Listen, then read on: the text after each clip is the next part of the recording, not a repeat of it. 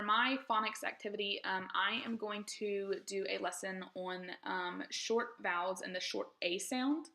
And the book that I'll be using to introduce this skill is Boom Zoom, and it is by Judith Bayer Stamper and illustrated by Jerry Zimmerman. The reason I chose this particular book is because, firstly, it is a fun book. I like it. I think it's a cute, very simple book, so it doesn't really overwhelm them with a lot of words that they don't know.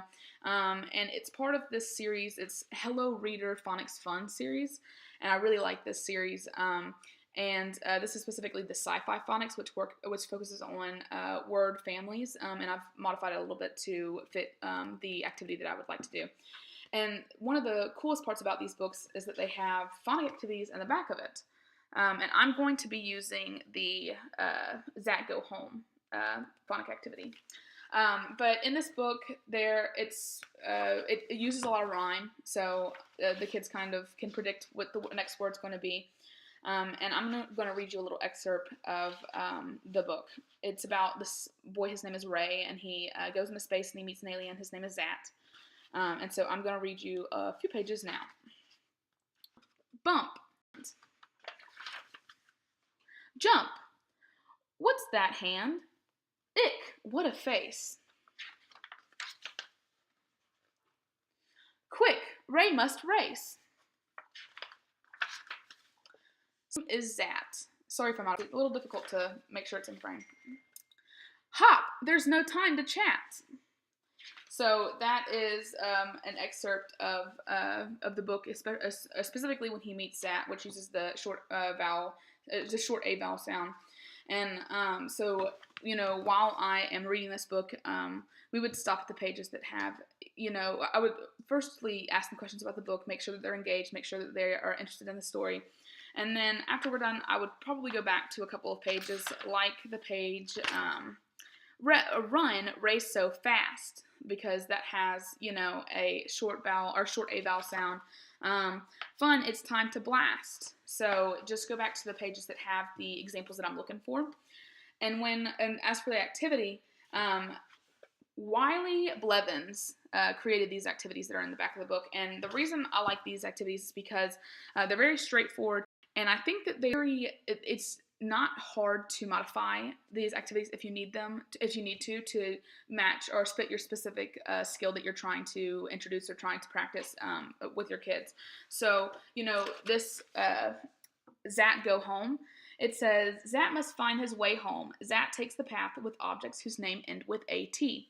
Oh, you're all out of frame. Sorry about that. So in the activity, here's Zat. He's down on the ground. He's down over here, and he's trying to make he has to use the pictures that are words that end in AT.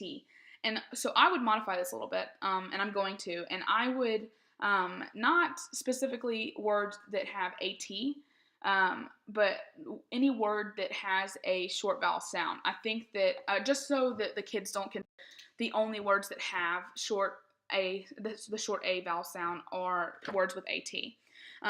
So, I could copy this on a sheet of paper or replicate it somehow, by drawing it, finding another maze online, something like that.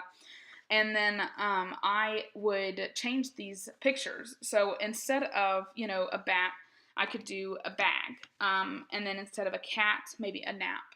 Instead of a hat, I would do sad, so maybe a sad face. And for the mat, instead of mat, or actually I would just keep mat, because you can have AT words in here. I just want to get across that the only words are not AT words that have the, for rat, I could use nap, tap, mad, bags, one of the words that I didn't use before. And with that, then they would get a little bit of practice with the pictures and with the words that have that sound, that long or that short A sound. For differentiation, I think that this is a good activity to use if you have if you have ELL students in your class, because you can language.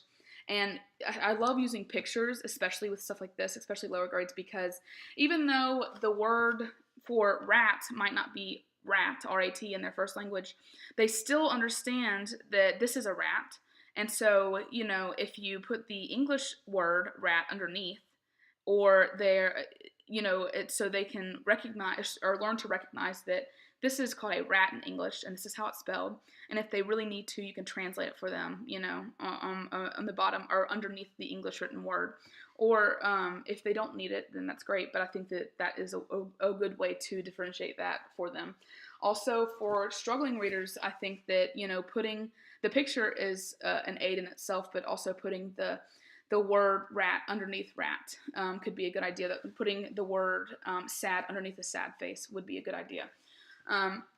For learners, or for those who are quick learners, activities a little bit easier or faster than the others, I think that a good idea would be to maybe give them 2 worksheets. And so, okay, here you can practice, short A, but let's also practice, short I, or even long A, whichever skill that you're planning to teach, next, or planning to teach directly after what you're doing.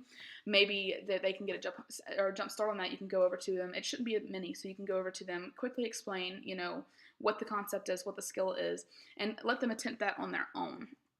I think that, it's just this, they're so versatile, and they're good for especially like new teachers like me, because sometimes I get intimidated by activities that I see that, others doing, or even like look at online research.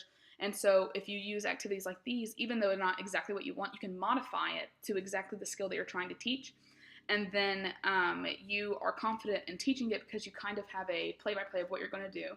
And then you just change it and modify it just to however you need to or want to. The way I would close this lesson out is I would ask the students, I would ask them, like, okay, so guys, tell me what the short A sounds like, and hopefully they would reply ah. And then I would say, okay, so great. So words like bag and tab and cat and mat, words like that, and they would, agree with me, and then maybe we would use those words in a conversation. And I would ask them if anybody else could give me some examples of words with using the short A. And so then I would ask them, overall, okay, so guys, or I would let them, or just reassure them that the letter sound for short A is ah. And then I would close out the lesson, collect the papers, or collect the book, and hopefully will let them know that to give me examples of short A vowel words. Hopefully they will be able to use them in the conversation. And we would, if I see some of our students having issues, then I would go over that with him again, and just reiterate that short A is ah, and I would give him examples, and hopefully he can give me examples back. So that is my phonics activity. I hope that you enjoyed it, and I thank you for watching it, and I look forward to watching yours. Thank you.